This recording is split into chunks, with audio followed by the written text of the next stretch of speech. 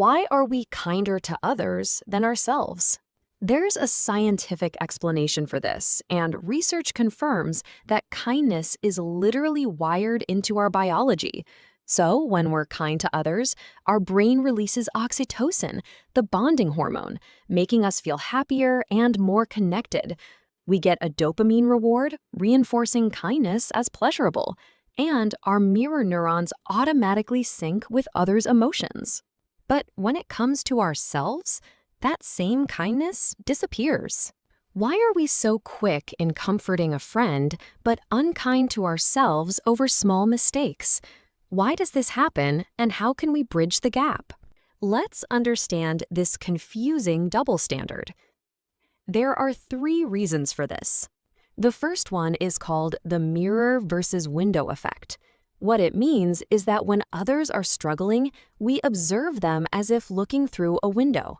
We see the outside of their situation, their actions, expressions, maybe a few details they share, but we don't have access to their inner dialogue, the self-doubt, fear, or shame they may be feeling. From the outside, it's easier to give them the benefit of the doubt. We think, it must be hard, but they're doing their best. Compassion comes more naturally because we're not inside their experience and we're witnessing it from a distance. But when we struggle, we face a mirror, and mirrors reflect everything: our fears, our failures, our perceived flaws. We see the full picture, not just what happened, but why we think we failed. The mirror doesn't just show what we did, it magnifies it. So while others get our understanding, we often give ourselves criticism. The second one is called the love versus resume paradox. We often give unconditional love to the people we care about. When a friend is having a bad day, fails at something, or makes a mistake, we don't stop loving them. We instinctively separate their struggles from their value. We think, well, nobody is perfect, or we are allowed to have bad days sometimes. But when it comes to ourselves, we treat our value like a resume, a constantly updated document of accomplishments, productivity, and success. When we're not doing enough or being enough, we question our right to be loved, or even to just be. We think, oh, I can never be enough. We become the harshest critic of our own lives. The third one is called the emergency brake effect.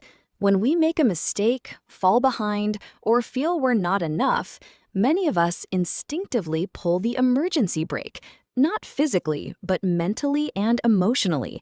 We fall on self-criticism, thinking it will keep us in check. We fear that if we're too kind to ourselves, we'll get lazy or lose control. So we tighten up and believe the voice in our head saying, "You should have done better." But research shows MRI scans reveal self-criticism actually activates threat responses that freeze motivation. University of Texas studies found self-compassionate people work 17% longer on difficult tasks. The truth is, being kind to yourself is like releasing the brake so you can actually move forward. You can't drive forward with the parking brake on, and you can't grow while constantly criticizing yourself. So let's try to fix it with these 3 ways. First is, talk to yourself like a friend. The next time you're self-critical, pause and ask, would I say this to someone I love? If the answer is no, then edit your words. Instead of saying, I'm such a failure, try, this is hard, but I'm doing my best. The second way is, separate behavior from identity. Messing up doesn't make you a mistake. Instead of saying, I'll never get this right, say, that didn't go how I wanted. What can I learn from it? This small shift helps you change without shame. The third is practice daily self-compassion. Start a simple habit.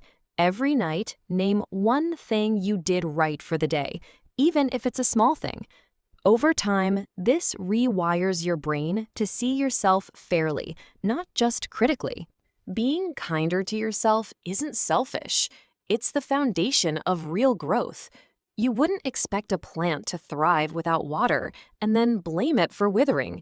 You deserve the same kindness you give to everyone else. And remember, the same biology that makes you kind to others can work for you too. You just have to flip the switch. Try these 3 ways and notice what shifts. So, what's one way you'll practice self-kindness today? Remember, you're worthy of your own kindness.